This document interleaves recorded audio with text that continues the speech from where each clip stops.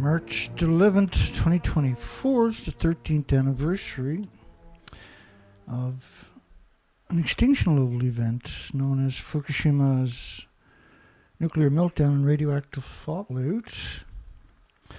You can call in at these live shows. We'll be doing multiple shows today to try to bring attention to the most catastrophic, most important event in human history by far. And radiation attacks all species. And everything with replicating cells has no defense mechanism against anthropogenic man-made radiation. We got a poll for everybody tonight. I hope you take advantage of my telephone number, 709-589-4406. Was the International Atomic Energy Agency's assertions that Fukushima nuclear, I spelled that wrong, did I? My goodness. Meltdowns is contained in 1,000 tanks. An evil criminal act.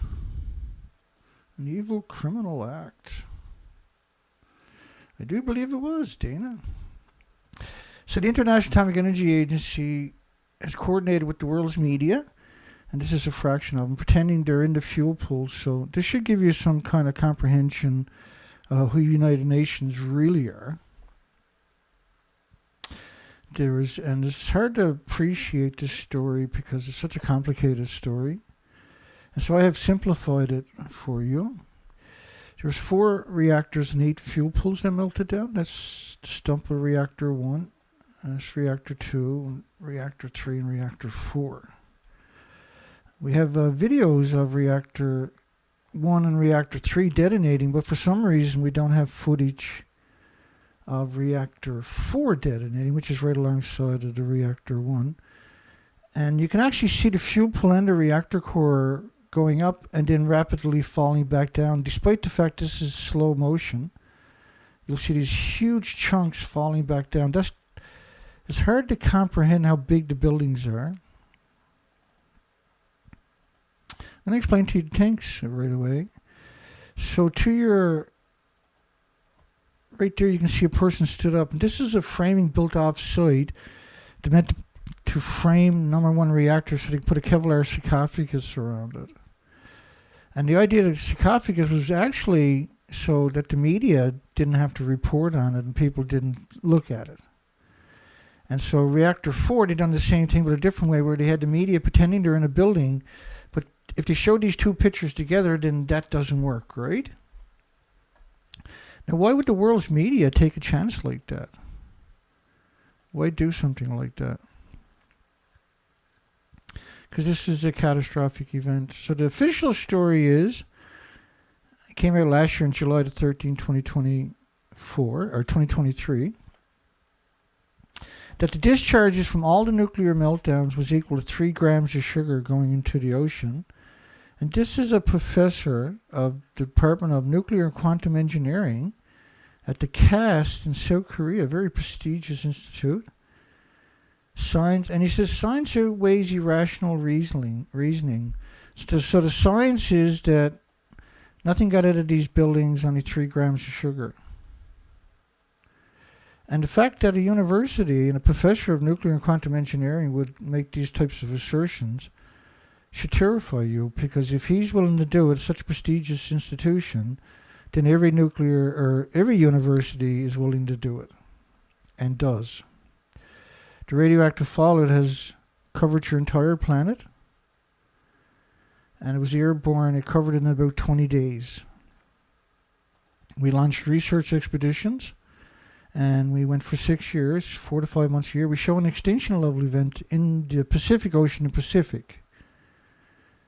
But also now we know this is true for the Atlantic, but it's also true for the worldwide oceans. So these are some before and after pictures. And if you don't understand this stuff, I've done an entire presentation in my last video on the die-offs and the links to Fukushima. So the official story is Fukushima has 1,000 tanks. But 2013 video from BBC many other media reported on at the time. I'm going to give you, I played for you this video in particular where this is 2 years later where they're talking about 1,000 tanks, and I'm going to explain the 1,000 tanks to you. And we're slowly just going to walk you through it. Now, these videos are not going to be my typical 2-hour presentations. We do this 5 days a week, not because it's easy, not because it's fun, but because the world needs to have a conversation, and it can't be one-sided like the International Atomic Energy Agency and the media and the universities have done to you. So listen carefully to the truth. This is TEPCO's words too. TEPCO is being interviewed, and the tanks are full of water pumped up from the ground, not from the nuclear reactors. The Fukushima plant sits smack in the middle of an underground aquifer. Deep beneath the ground, the site is rapidly being overwhelmed by water. Beneath the surface, water flows downhill and into the basement of the damaged reactor buildings. There it is contaminated with high levels of radiation. To stop the groundwater flowing on into the nearby ocean, engineers are building an underground barrier. But that is causing the groundwater level to rapidly rise. It's now so high the water will soon reach the surface. Then it will start flowing overground into the sea. This week, the company that owns Fukushima, TEPCO, made this disturbing admission. We understand that this water discharge is beyond our control, and we do not think the current situation is good. Outside experts say it's now clear TEPCO is incapable of handling the cleanup at Fukushima. It's time for the Japanese government to step in. The situation is already beyond what TEPCO can handle, he says. If it were possible to take proper measures, they would have done it already. It's not as if TEPCO is refusing to do what they can. They're doing everything they can, but there are no perfect solutions.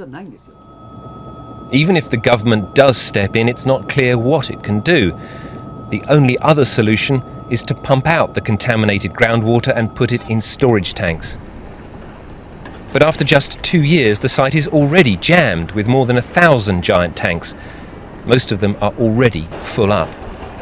At least 400 tons of new water pours into the site every day, and it's going to continue for years and years. Fukushima's water crisis has only just begun.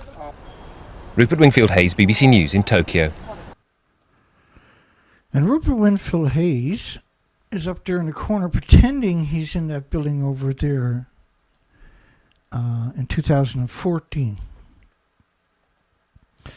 So we're going to come back to this video in a second, and we're going to walk you through. But first I'm going to take you through some headlines to kind of get you in the rest of the story. So when I come back and take you through the video in a few minutes, it'll make more sense. So water above a sievert per hour, which means a human can't survive there anywhere. So 1,000 years from now, the contaminated water from the Fukushima may still be entering the Pacific. And think about the name over here, Mari Yamaguchi. This is 2013. Tanks at the Fukushima crippled nuclear plant. This is a year, excuse me, oops. This is the same year as that video. So there's 1,000 steel tanks, as Rupert Wingfield-Hayes described them as large. We're going to play that video again in a minute. A couple of minutes. 2014, this is the next year. They had 900 or 1,200 tanks. In 2000, that was Mari Yamaguchi again, by the way, 2014. And again in 2013. In 2017, they said they had 900 tanks. In 2019 was 1,000 tanks in this line right here. And 2021, Mari Yamaguchi, Associated Press, stored in 1,000 tanks. 2023 was where's it, 2,000 tanks in this line right here. Mari Yamaguchi, Associated Press. There's nobody in Fukushima. Fukushima is abandoned. Okay, so 2014, there was the Areva system. This is August, 3.5 years later. For the last 3 years, the system has been unused and kept out of operation. In April of that year, 2014, this is the following year after the video I just showed you, the Advanced Liquid Processing Systems, ALP, has yet to function reliably. So that's 2014. But also remember that in 2014, 6 months later, the Areva system, which was the same as the ALP system, had never been used. So there was no filtration whatsoever all the way up until August. Okay.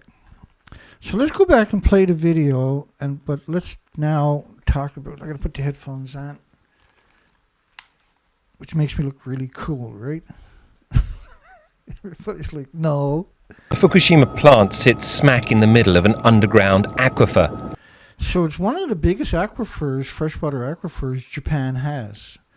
And the majority of nuclear sites and nuclear dumps, and nuclear laboratories in particular, because they have huge events, are built over these aquifers. So there is a clear agenda in the nuclear industry to poison the water of Earth. And then name a species that can survive without water. And many people argue that water is a god. Okay, so let's The Fukushima plant sits smack in the middle of an underground aquifer.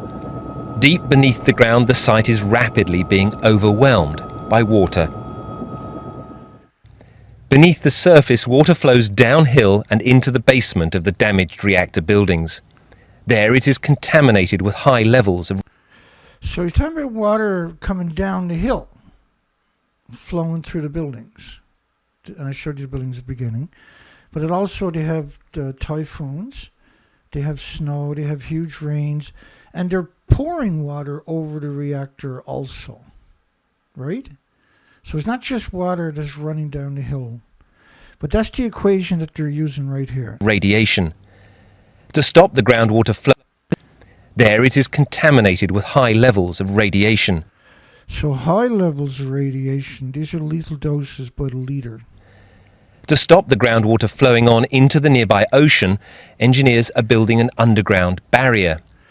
Now, I'm going to show you those headlines about the barrier. The barrier was never built. It was going to cost $1 billion. And you can't stop the radiation. As I showed you, the buildings are completely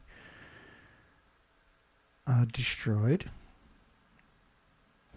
But that is causing the groundwater level to rapidly rise. It's now so high that... Now the ground level is rising because they're hemorrhaging, they're pouring water over it. So the whole site was described as liquefaction, where the ground became unstable. Because the water is coming down the hill, and they're pouring water over the site, and the typhoons and everything else, the rain. Water will soon reach the surface. Then it will start flowing overground into the sea.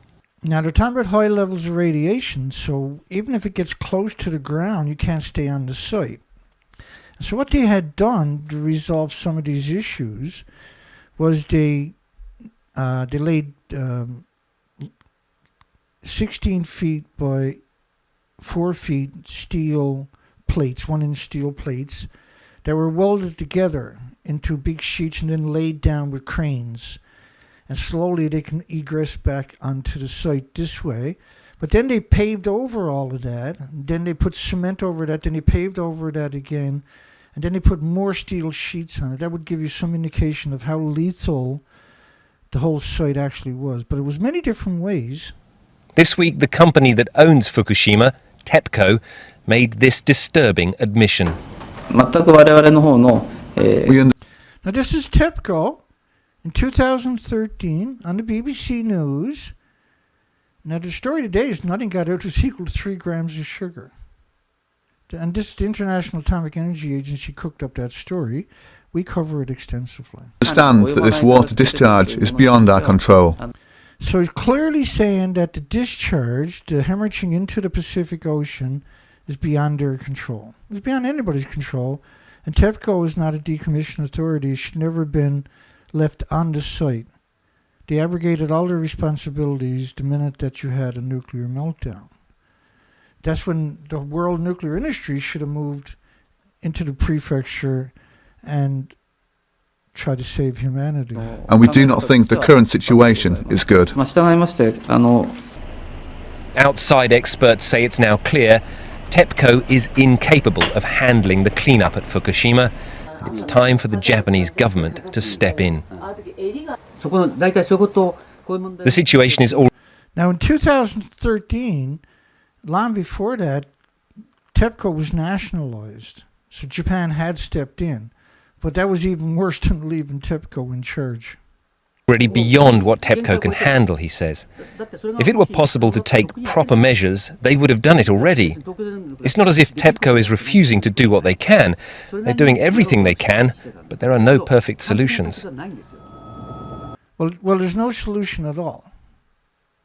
It's a nuclear meltdown. There's no humans or robots can survive that intensity. And what I mean by that, like, the energies that is irradiating itself, because you're at the nuclear meltdown, is lethal doses from very long distances. So you can't get close to the source.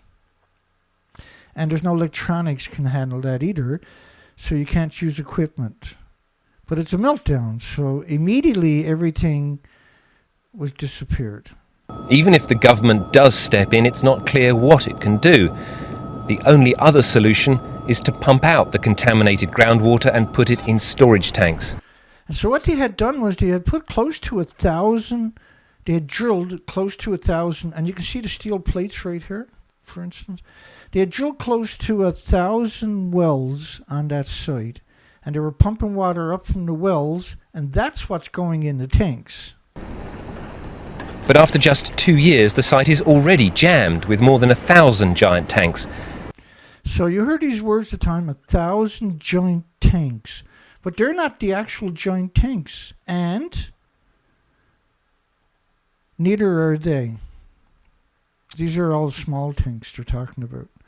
Again, this is a conjecture that there's 1,000 giant tanks. It's 1,000 small tanks. Jammed with more than 1,000 giant tanks. Most of them are already full up. So in 2013, almost all the tanks were full. The official story today is the tanks will be full soon, right? But this is their own words, that the tanks were almost full then. And the water is not from pouring over the reactors and filtration through the ELP system, which I showed you earlier, moments ago. Actually, it was never used. It wasn't used even in 2014, the next year. At least 400 tons of new water pours into the site every day, and it's going to continue for years and years. Fukushima's water crisis. And so, let's go back and replay those last. 400 tons of new water pours into the site every day. 100 tons, which is basically one of those tanks. And it's going to continue for years and years. Fukushima's water crisis has only just begun. And now they take you to this building. Now clearly you see the structure. This was built off-site. See that panel? That's a single panel. And that's moved in there with a crane. And that's held there by gravity. This contraption was then used to suggest that they're in, and this is Rupert Winfield Hayes, the guy who was narrating the video in the top. They're pretending they're actually in the building in 2014 that doesn't exist. So clearly, the official story is the genesis of evil.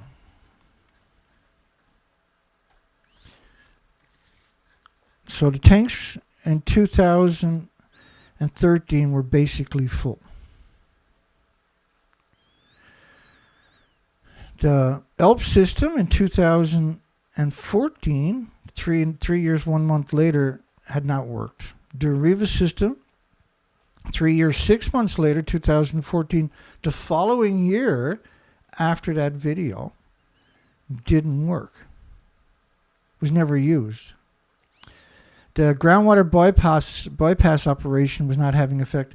And this is where they built a wall behind towards the mountains, away from the sea, to stop the water and then pump it around the site and into the ocean so it didn't flow through the site. That didn't work. They were going to build a fence, which is the one they were talking about originally, where they were going to build it, and they were saying that was causing a liquefaction at the site because the water was rising. But you couldn't do it because that water's lethal doses. You couldn't build a fence downhill from it. That's lethal doses everywhere.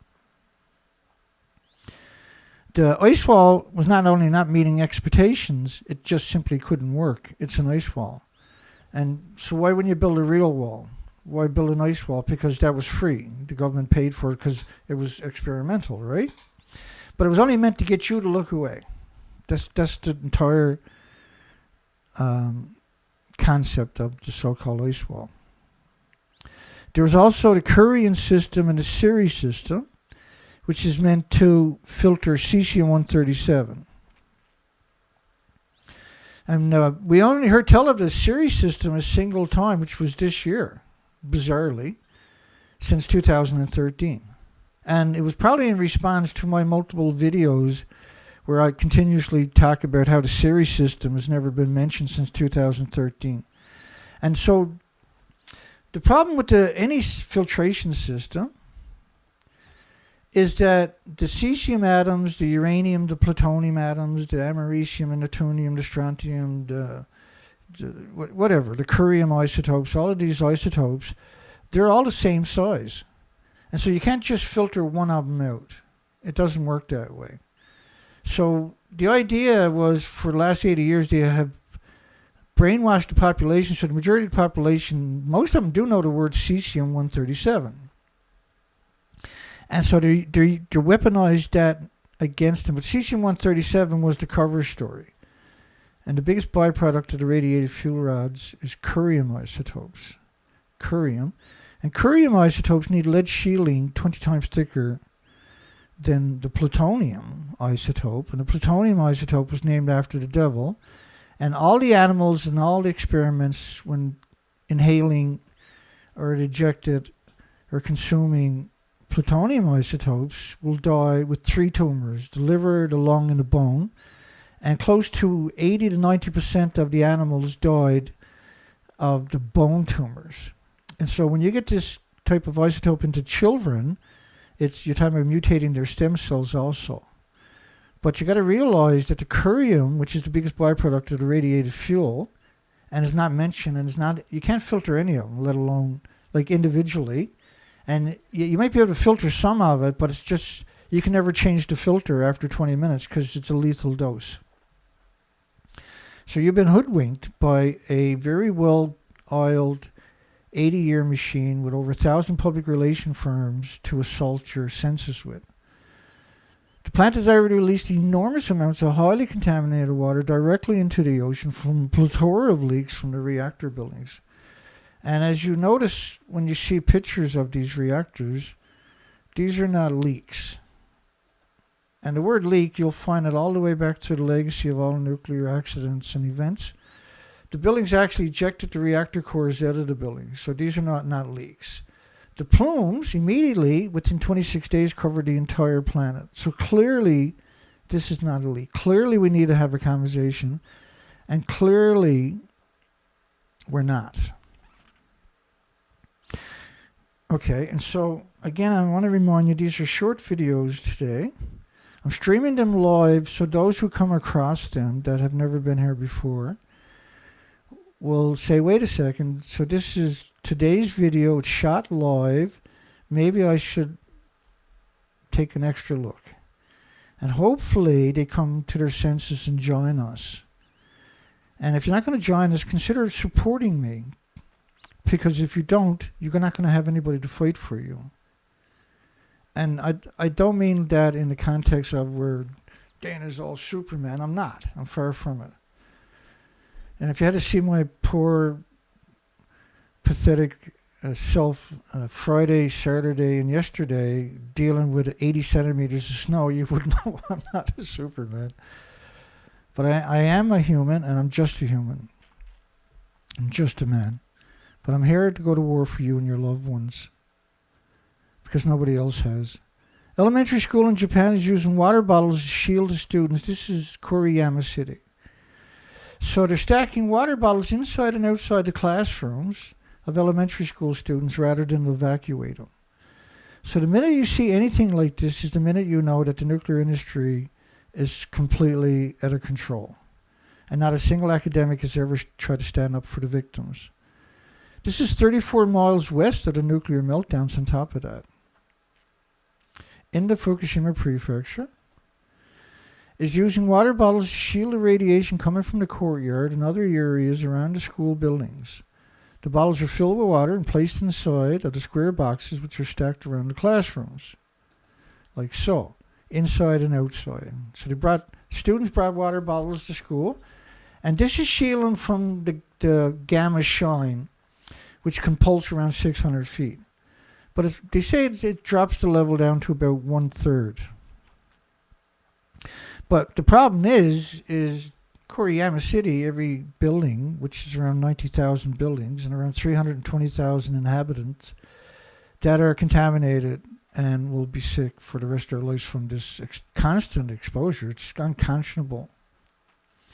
And it was done because the nuclear industry didn't want a black eye and didn't want to meet any of its obligations.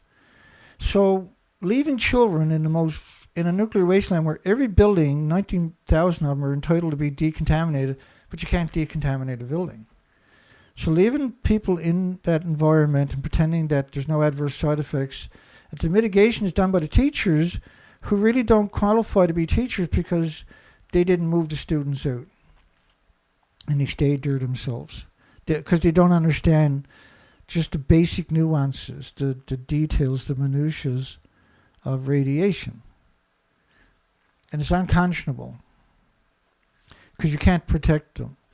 Now, to bring it together for you, United Nations Scientific Committee on the Effects of Atomic Radiation, and these are degenerate scum, these people, and we've covered them for many, many, many years individually. The average disposition density of cesium-137 on soil, and that number over there is per square meter. Like where a child stands up and spins around with their arms out, that's basically a square meter. And they're only talking about cesium-137 because that's the typical cover story. The second line, the population, and then the communities. So in Koriyama City's 341,781 lost souls and 162,000 counts per minute of just the gamma cesium-137. So you can't exclude alphas and betas and neutrons and by proxy now X-rays. The X-rays are created by these energies, and so 162 pulses a second basically is what it really is, not a minute, because you got to include all the other isotopes pulsing energy. And so gammas and alphas and neutrons and betas do not mix with each other. They pulse in energy almost at the speed of light, and when they hit each other, they actually change direction. That particular effect is known as an X-ray. And what it does, though, it's a very powerful entity, and it's known as full-body X-rays. So all the insects, the birds, the mammals, the animals, the children in particular on top, and the humans are getting brutal full-body X-rays because you have this mixture that doesn't mix.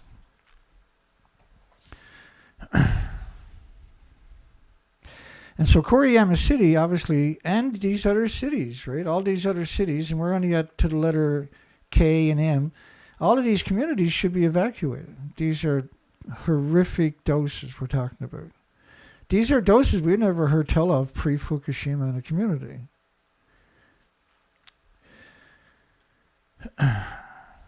Remember this guy here?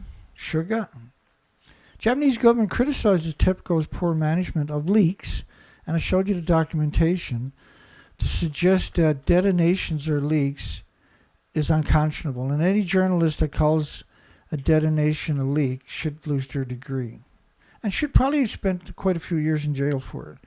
He's the former Prime Minister of Japan also. The radiation level is at 2.2 sieverts per hour per liter. So 3 sieverts per hour is considered a lethal dose to any human, even with the protective gear on. Not that there is. And that the equipment, people that are there are the homeless and the destitute and the victims of society and the immigrants who don't speak the language, the most vulnerable of society, and also the most incapable of coming up with a solution. They're not motivated, they're not healthy, they're demoralized from being ostracized. And as a society, we should all hang our head in shame that is the actual heroes. These are the heroes that are doing the job.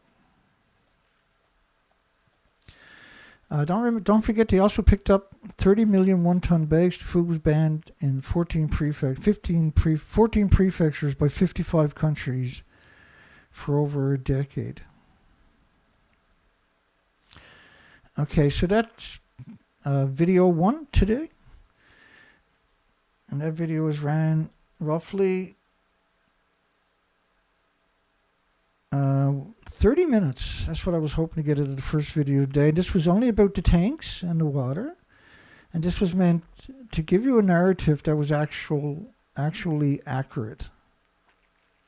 And the story is much deeper, and you can go into my playlist to find much, much more information on the tanks and the waters in much more detail. So this is the anniversary, the 13th anniversary of Fukushima's catastrophic extinction level event. I showed you a little bit of that from the research expeditions at the beginning.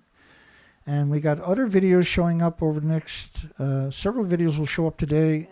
And tonight we'll have a regular show, but will be a call-in show only for a regular schedule show, which will be 10 p.m. my time, which is 9 hours from now.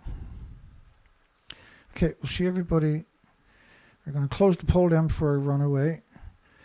Was the International Atomic Energy Agency's assertions that the Fukushima, I spelled the word nuclear wrong, I'm not sure how that happened, but it happened, meltdowns is contained in 1,000 tanks, an evil criminal act? An evil criminal act. And clearly this was an evil criminal act. If you make it this far, don't forget to give us a thumbs up. We'll see everybody on the next show. Hi, everybody. I see everybody there. Thank you, everybody. We'll see everybody in about 2 hours with the next installation of this topic. I'll see everybody in a little tiny bit. And I got to get the next show ready for us. Take care, folks. Have a great couple hours. And please share this video. Please download and upload it to other sites. And use this information to beat up any public relation firms from the pro-nuclear community. This is unassailable documentation. Take care, everybody. We'll see everybody soon.